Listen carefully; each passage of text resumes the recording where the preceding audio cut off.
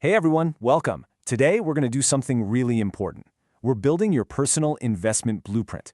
Think of it as the master plan that's going to guide every single financial decision you make from here on out. Let's dive right in. So let me ask you something. What does it actually feel like to invest without a plan? It's kind of like setting sail across the ocean without a map, without a compass. Sure, you're moving, but you have absolutely no idea if you're heading towards treasure or, sailing right into a storm. And wow, this slide just lays it all out, doesn't it? On the left, you've got the chaos of just winging it. It's all guesswork, it's anxiety-inducing, and it's driven by emotion. But look at the right side. When you have a plan, you get clarity, you get strategy, you get discipline, and best of all, you get the confidence that comes from knowing exactly where you're going and why. So, how do we get that clarity?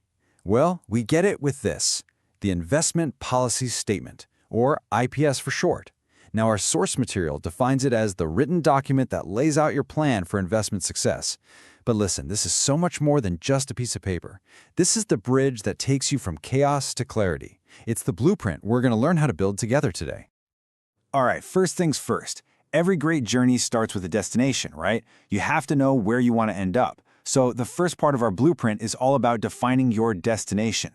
What does financial success actually look like for you personally? Your destination is really defined by two key coordinates, your return objectives and your risk objectives. Just think of it like a balancing act. On one side, you've got the question, what do you want to achieve? That's your return. And on the other side, how bumpy of a ride can you stomach to get there? That's your risk. And here's the kicker. These two things have to be in sync. You can't aim for the moon with your returns if you're not prepared for the rocket ride. And just so we're clear, your return goals can look a couple of different ways. An absolute goal is a specific fixed target. Something like, I want to make 6% a year, period. A relative goal, on the other hand, is all about measuring yourself against something else, like my goal is to beat the S&P 500. Both are totally valid approaches. It just comes down to how you want to measure your own success. Okay, so destination? Check. We know where we're going. Now for part two. Let's look under the hood.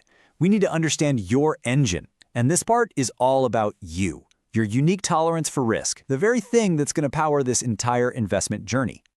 Now, this is a really important distinction. Risk tolerance isn't just one simple thing. It actually breaks down into two separate parts. First, you've got your ability to take risk. This is the objective stuff, the hard facts, like your wealth, your time horizon, how stable your income is. Then you have your willingness to take risk. This is totally subjective.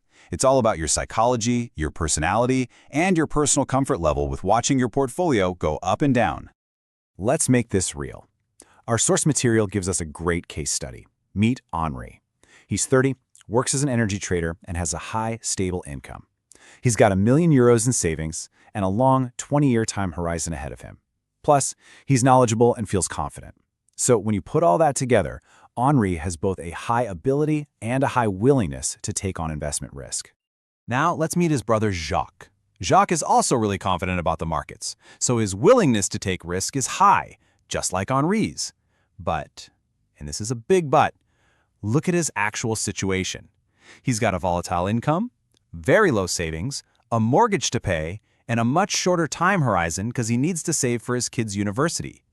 So even though he's willing, his ability to take on risk is actually pretty low, and that creates a major conflict. So what happens when you have a conflict, like Jacques does? This matrix gives us the answer, and it's a crucial rule. The prudent, smart approach is to always default to whichever factor is lower. So for Jacques, even though he's raring to go, his overall risk tolerance has to be defined by his low ability. That's the safe and responsible way to build his plan.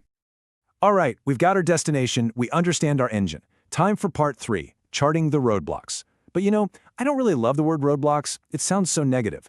Let's think of these more like the unique guardrails and features of your personal financial map. They're your constraints, and they're what make your journey unique.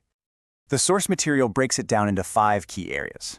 First, liquidity. How much cash do you need on hand and when? Second, time horizon. How long are you investing for? Third, taxes. Pretty self-explanatory. What's your tax situation look like? Fourth, legal. Are there any specific rules or regulations that apply to you? And finally, number 5, unique circumstances, which is basically a catch-all for anything else that's specific to your life. And that last one, unique circumstances, is becoming a bigger and bigger deal. I mean, just look at what this quote says. More and more, people want their investments to do more than just make money. They want them to reflect their personal values, which often comes down to ESG, environmental, social, and governance considerations. So if you want to do this, how do you actually go about it? Well, you've got a ton of options. You could use negative screening to just cut out industries you don't believe in, like tobacco or firearms. Or you could do the opposite with positive screening and actively seek out companies that are leaders in ESG. You could even do thematic investing and focus your money on a cause you're passionate about, like clean energy. These are all really powerful ways to make your values a core part of your investment blueprint. Okay, this is it. We've done all the foundational work. We've got our objectives, we've analyzed our risk profile, we've mapped out our constraints. Now for the grand finale. Let's move to the final part and see how this all comes together. We're going from the abstract blueprint to a tangible, real-world portfolio. And here it is, the big payoff for all our work, the Strategic Asset Allocation, or SAA for short. This is the direct result of everything we've put into our investment policy statement. It's your long-term, baseline game plan for how you'll divide your money across different buckets, like stocks, bonds, and maybe real estate. Think of it as the final architectural drawing for your entire financial house. And this isn't just theory. Let's look at a real-world example to see what this looks like in practice. This is the SAA for ABP, a massive pension fund in the Netherlands. You can see right there how they've split things up. About 36% in stocks, 37% in fixed income, and 27% in alternatives like real estate or private equity. This specific mix is a direct reflection of their unique goals, risk tolerance, and constraints.